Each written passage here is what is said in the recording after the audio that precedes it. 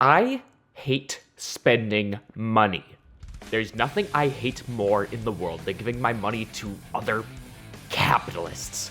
I walk the 7 miles to my 9 to 5 so I don't spend gas money. I go to the nearest McDonald's if I need to use the internet. I even claim my dogs as dependents on my taxes.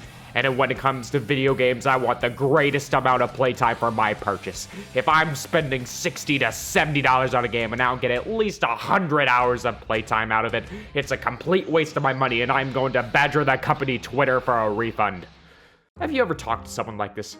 Someone who always needs the most mileage out of their purchases. Someone who absolutely despises short games and always needs to feel that their purchase is validated by having a constantly replayable or long-term experience. Because that was me. I used to abhor buying any sort of video game and not being able to feel that I made my money's worth. My games were boiled down to a mathematical science, where if the average cost of playing a game was over $2 per hour, I would never buy it, as my meager $9 per hour Dairy Queen salary just couldn't cut it. Maybe you haven't experienced this feeling before. Maybe you're some real fucking cool guy who goes, man, I just finished my 13-hour shift at the hospital and I just want to finish a damn game. Meanwhile, all those orphans you saved are getting fucked over by their lack of insurance. But regardless, I know a lot of people who have went through a similar experience. Like, in hindsight, it feels silly. But is it really that silly? There's definitely some games out there that I feel are way overpriced for what they are, and that kind of begs the question. Is there a balance? Is there some sort of magical cost to playtime ratio that determines whether a game is worth it? Am I being cheated out of my money when I spend $60 on Resident Evil 8 and beat it on the same day? Should I really buy a port of a Wii or 3DS game for $60? And after countless years of internal debate, analyzing the industry, and playing a countless amount of video games, I came to a definitive answer. It depends. I don't know what you expected. When it comes to modern day video games, a lot of your playtime usually comes down to how much story developers like to put in their games. And for me, story matters a lot. I'm a huge fan of RPGs and visual novels, and getting invested in a video game is a lot of fun. After playing games like Xenoblade Chronicles 2, Persona 5, and Yakuza 0, it felt like it was impossible to get me actively invested in characters without a sizable 30+ hour time sink. Because let's be real, would any of us like Rex nearly as much if we didn't get to know him before the events of Chapter 7? Would I care about any of the Phantom Thieves if I didn't actively spend my time getting to know them and seeing them grow through their social links? Would I care about Majima at all if I didn't see him struggle to take his first life or see the actions he took to protect Makoto? And would all the emotional climaxes later hit nearly as hard if it wasn't for these hours of build-up beforehand? I don't think so. But then, I played one little indie game that changed my entire view on this. It's kinda underground. You may not have heard of it. It's by this small little indie developer. I wouldn't be surprised if you haven't played it. It's called Undertale. Undertale is a very special game to me. Initially came out in 2015, but I didn't really get around to playing it until about 2017 or so. If you haven't played it yet, you'll often find it going on sale now for $5 or less. As a matter of fact, it's $2.50 at the time of writing this, so if you haven't already, close the video right now and go play it. Now, Undertale is a very short game. Very short. You can beat its story in about 7 hours or so, probably 8.5 if you're going for the true ending, but what it manages to accomplish in this amount of time with its story, characters, and world building is an absolute marvel. And this comes down to Undertale's fantastic usage of time. Undertale will usually have small sections of gameplay where you wander around a small area, fighting enemies, solving puzzles, interacting with the environment, after which you'll usually encounter a character or two and engage with some witty dialogue to push the story forward. This sounds pretty standard for a video game, all things considered, but it's how it does it that makes things interesting, by integrating story into the gameplay and vice versa. When fighting monsters, the ability to interact with them through the use of the act button gives all of them this enormous amount of personality. And this goes for a lot of the characters you encounter, as most of them you will fight at some point. As an example, I'll use Papyrus. When you fight him, you have the ability to flirt with him. This prompts him to say that he has very high standards for a date, to which the player gets two options. I can cook spaghetti, or I have no redeeming qualities. Of course, you choose spaghetti, and Papyrus cries in despair about how you're meeting all of his standards. This one little interaction during gameplay does wonders for making Papyrus grow on you. And when it comes to the actual fight, there's also this one moment where he has to do a really cool attack, during which a set of bones will attack you, spelling out the word cool dude accompanied by a bone riding a skateboard. I cannot make this shit up. It is perfect. I didn't need a 2-hour monologue explaining Papyrus's entire childhood, family tree, and political views to understand and like him as a character. I didn't need to read all these logbooks spread around the world to understand the world these monsters live in. I was able to just observe their natural interactions in-game to be able to get to know them as people. Undertale is a masterclass work of using time effectively. It felt like I had gotten a $60 experience within those 8 hours, and I can confidently say that it emotionally affected me without having to go through a bunch of fluff, where I collect the 7 doodads and 21 thingamajigs so I can hear my party members give me a slight amount of their backstory and interaction. I never felt like I had a dull moment. So let's look at a game that does! I am going to preface this by saying that The Legend of Zelda Breath of the Wild is one of my top 5 games of all time. I have over 200 hours in that game, and I finished it with 100% completion. I loved the game so much that I collected all 900 Korok shits, knowing full well there wasn't any reward, simply because I didn't want the game to end.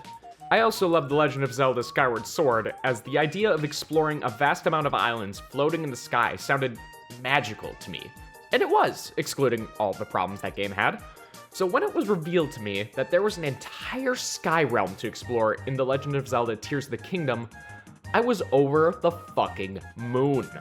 So of course I bought the game on launch day for $70, fully expecting to get my return on investment, and even did a 10-hour stream that exact same day.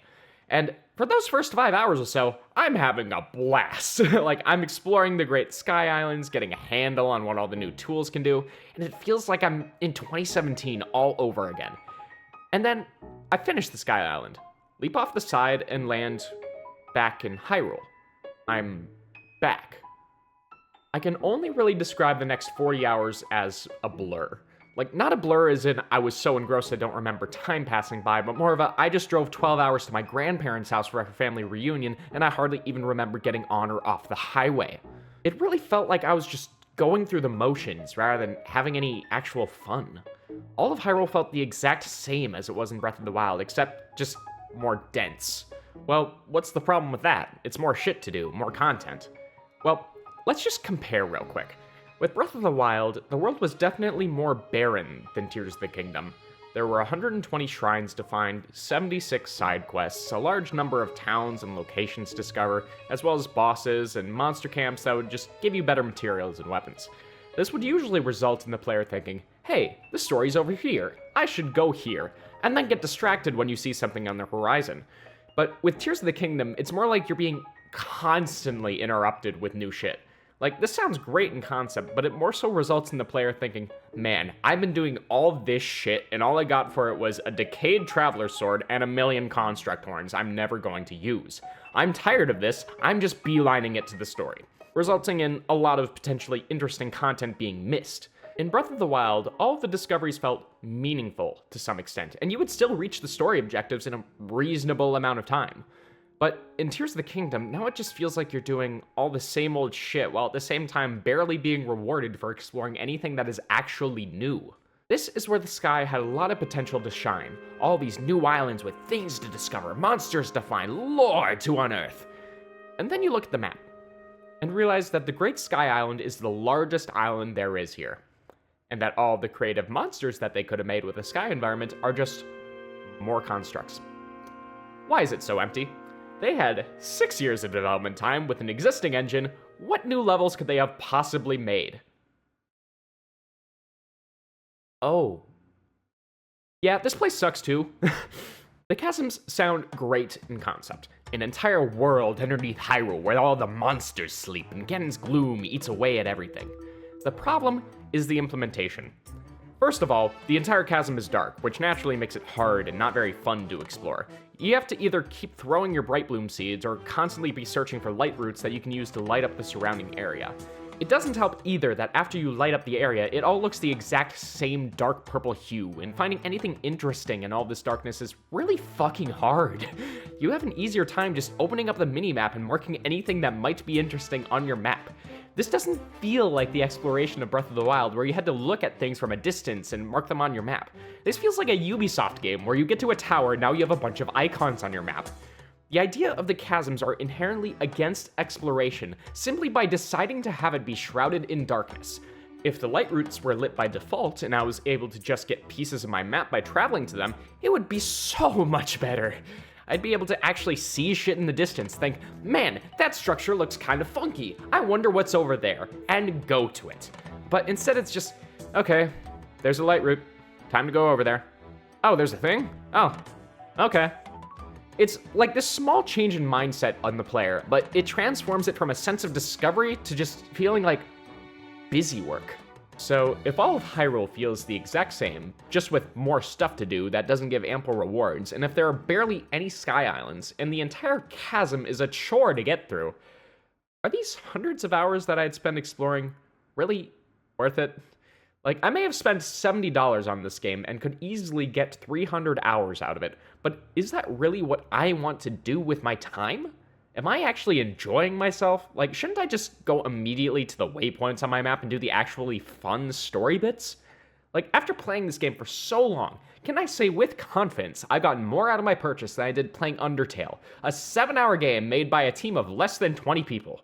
Tears of the Kingdom may be a long game, but I can say with certainty that when I wasn't doing the story or exploring the Sky Islands, I felt like I was actively wasting my time. Does this mean that Tears of the Kingdom is a bad game? No. Far from it. I am sure that if you did not play Breath of the Wild, you would have the complete opposite opinion from me, where everything was new and exciting at every single moment. But that doesn't mean it was for me. So, is that it then? Are these modern AAA experiences just a waste of everyone's time being padded out just to justify the $70 price tag and the thousands of man-hours that go into creating the most vibrant graphics and largest open worlds, meant to satisfy investors with gameplay and plot being nothing but an afterthought? Well, yes, but that's not the point. The point is that it's not a matter of whether video games are long enough to justify the price tag, but whether you personally feel that you got something out of the experience with the amount of time or cost that you put into it. And I'm not saying that it is impossible to have a long game be a meaningful and well-paced experience. Far from it, actually. In fact, there's one game that I've been playing recently, just making my way through the main story, and I'm only approaching the end now, but I have almost spent 100 hours doing so. And every single second was worth it. In fact, this one game was the inspiration for this topic because it single-handedly convinced me that it was actually possible to have a long video game that was also well-paced. Welcome to the library. 환영합니다, 손님. 이곳은 도서관.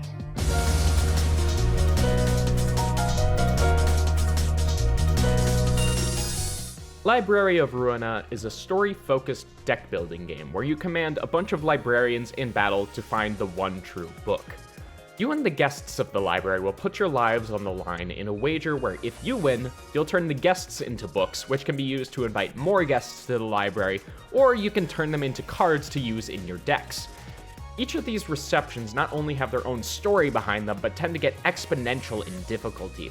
So not only do you have a visual novel's worth of story development and characters, but also Souls-like levels of challenge that will push your deck building skills to the absolute limit.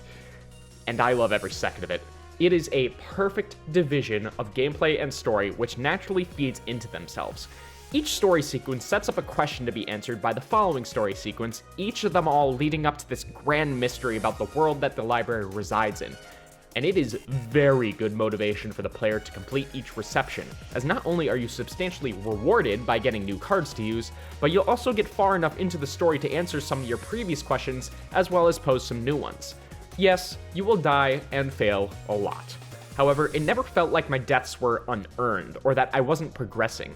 You'll always get a little bit further with each reception, realize, alright, these cards in my deck aren't working for this opponent. Let me go swap these out for something more appropriate. And usually by the 4th or 5th attempt, you should be fine, as long as you make sure to actually read the descriptions of your opponents and their cards and understand how to properly counter them. But the real challenge isn't always in these receptions. There's something more sinister within the library, and that's where the real challenge of the game lies. The abnormalities. Abnormalities are essentially SCPs, with their own lore and abilities that will put your deck building skills to the test. Don't consider them as opponents, but rather puzzles to be solved. They all usually have gimmicks that you can exploit and strengths that can be mitigated. But even if you figured out the strategy, you'll still be relying on good decision making and calculated risks to make it to the end.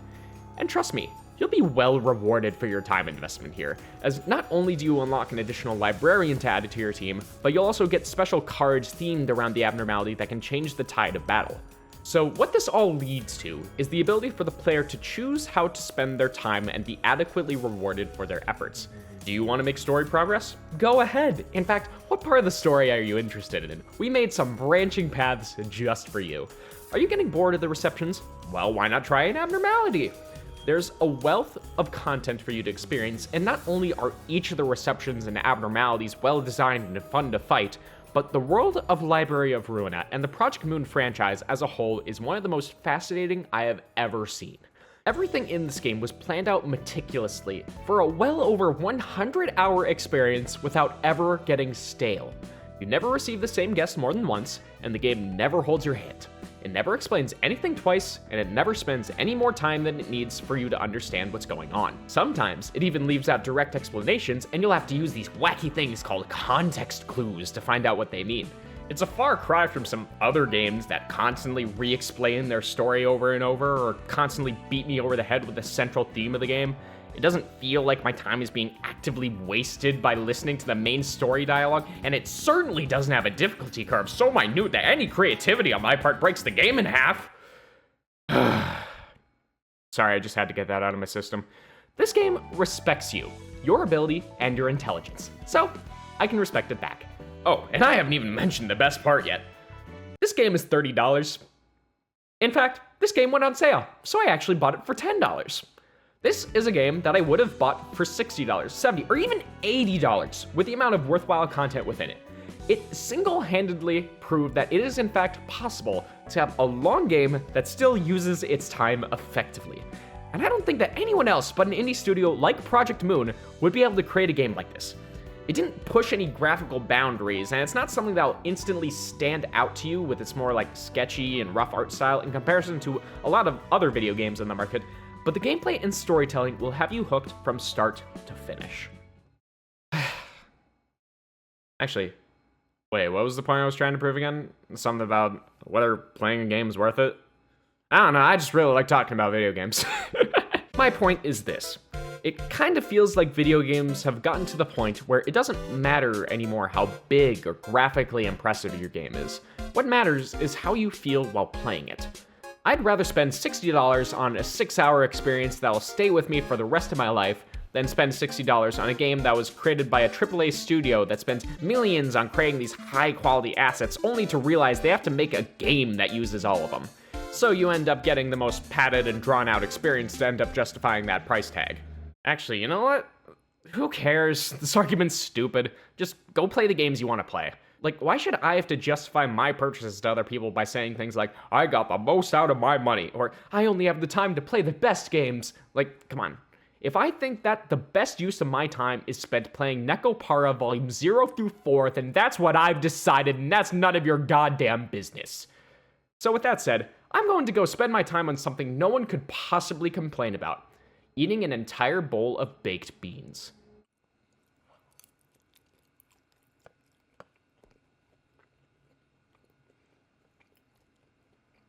Well, bye.